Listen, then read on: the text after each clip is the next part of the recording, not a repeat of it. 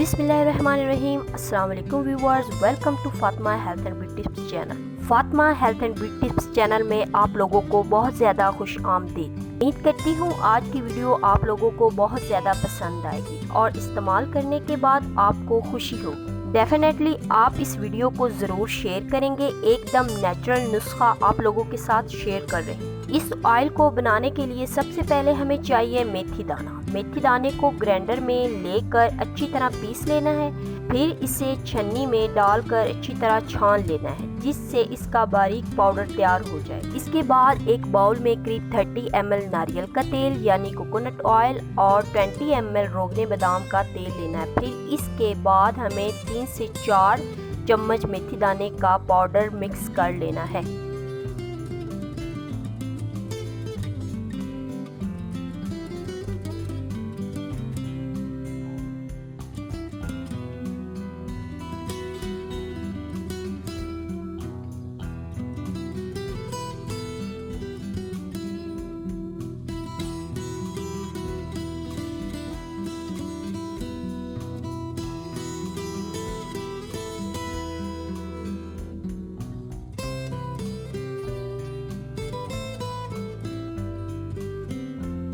अब इस तेल को तैयार करने के लिए एक पैन में पानी लेकर गरम कर लेना है।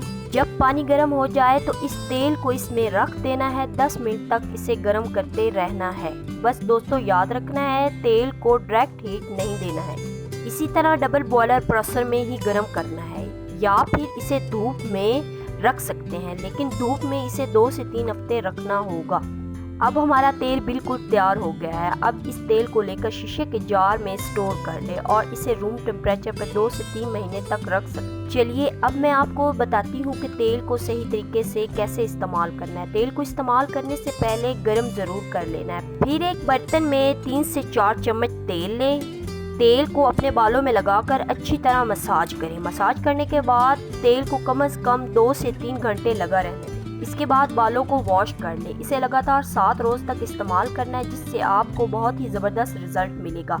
बाल लंबे तो होंगे लेकिन हेयर फॉल भी रुक जाएगा। ये था मेरा आज का वीडियो। उम्मीद है आप सबको बहुत पसंद आएगा। मिलते हैं नेक्स्ट वीडियो के साथ। अल्लाह हाफिज़।